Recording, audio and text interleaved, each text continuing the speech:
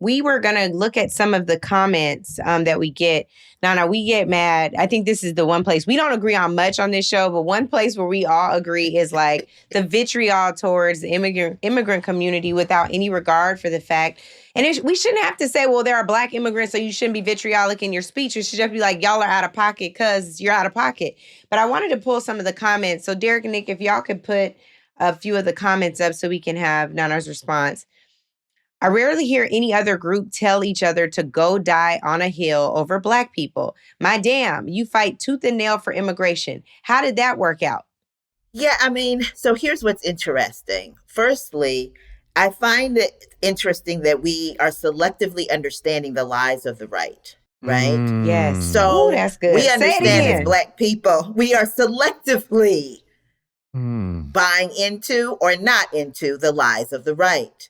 So when the right is telling us, right, that we don't have a history, that Black people, African Americans haven't really done anything, that they're low IQ, that DEI really stands for people who don't deserve it being in spaces, that there's no need for us to have a museum, that having a museum in itself is racist, and all of the lies that it tells about Black people and African Americans I'm going to focus on in particular, we understand that's a lie.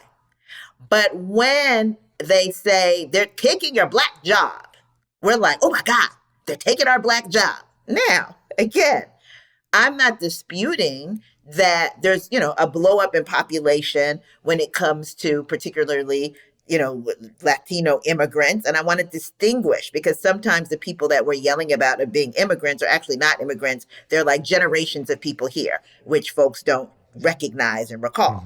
But even if you're looking at immigrants themselves, you see more people because you have people like me who are the children of immigrants who are also considered in the immigrant space, but we're USians, right? We're Americans. We're people that were born here. And so that gives that impression as well. But what are the lies? I think about Crenshaw, and you're gonna really understand this, Angela. Think of Lamert. Think about Crenshaw. Think about Black areas in LA. Now imagine that there are no Black immigrants there, or no immigrants, period. Let's imagine that. Or people that people perceive as immigrants, even if they've been there forever. What businesses are left? Who's left? How are we electing these Black and brown folks into city council? Like, how is that happening?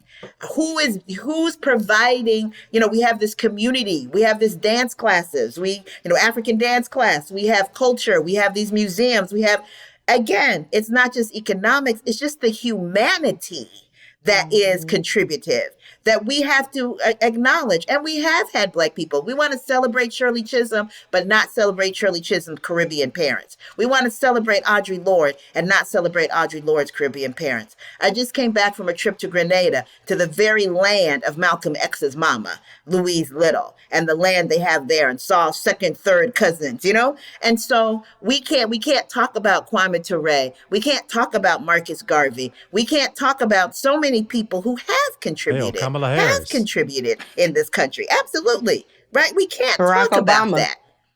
Right. People like Inse Ufut, the work she's done with New Georgia Project. Amara Enya, Dr. Amara Enya, the work she's done for M4BL, right? I'll throw myself in there a little bit too. You know what I'm saying? Like, we can. When we look in Congress and we see people like Ilhan Omar standing up and speaking out, Congressman Neguse, like, come on now. We're not just sitting up talking about immigrant issues. We are absolutely engaged in this fight as well. Could there be more of us? Absolutely. There could be more of all of us. There could be more African Americans, more Black immigrants, more other types of Americans and immigrants. Absolutely. But I think it's incorrect to say that people are not fighting and have not been fighting as a part of Black liberation. When Black Panthers had to escape this country, they went to Algeria, they went to Cuba, they went to Tanzania, they went to Ghana. That is a part of our story. That's right. They also, on the economic side, seem to always want to pit us against each other for the piddliest piece of the pie that exists on the whole table. It's like, you don't know, y'all aren't in position to compete for everything. Of course not. But this little piece of crumbs that we let fall from the table, every Black, brown person are only in competition for the crumbs of the meal. And I just wholeheartedly resent that our only place of competition has to be in their leftovers. It's not true. It's not a fact. They'd like to make it more the truth and like to make it more the fact. But I just resent that they continue to put us in the box to compete for what is the littlest shred of anything that exists, and then have the nerve to put us in competition with one another, with one another for the bucket half empty. Always. Always. And we got to look at how often we also see our same folks admiring the white billionaire. True. You know what I'm saying? And not thinking about how, they part of your problem. This is why we have the crumbs. They eating the whole cake and giving us the crumbs. And yet we look at them and say, wow, they got the whole cake. They the ones.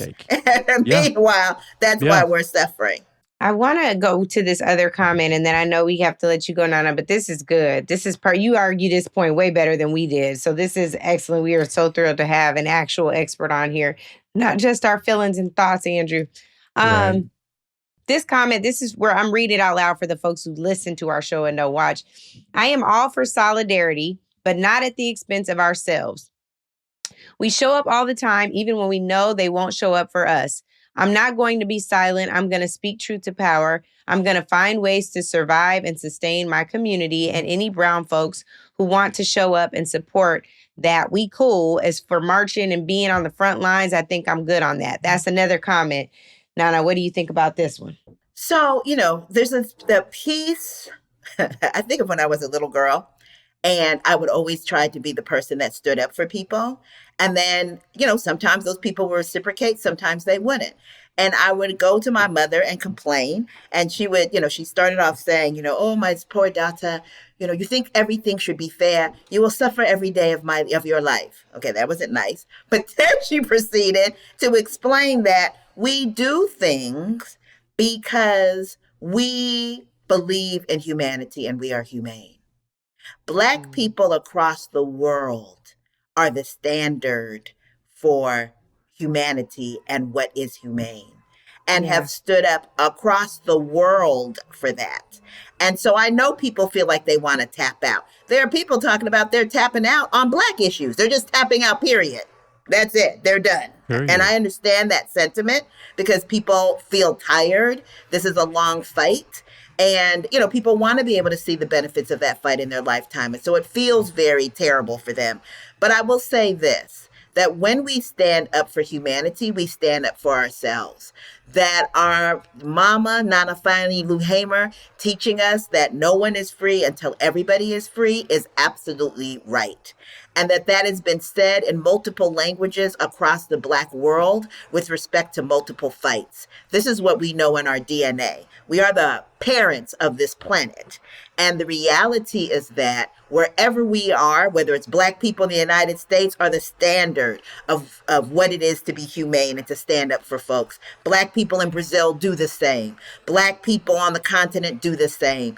It doesn't mean that we don't have folks that are not in that mode, but as a whole, we understand that that's our place, whether it be in the UN, where you saw African countries come together to force a conversation about George Floyd and about police murder in the United States, right? Or because African Americans don't have a national head to be able to do that, particularly at that time, or whether it be right here in the halls of these legislatures and in these courthouses. We are the ones that set the standard, and we should not abdicate that. If we abdicate that, we lose such a core part of the reason that we are here in this universe. Oh, that's thankful. good. And so powerful.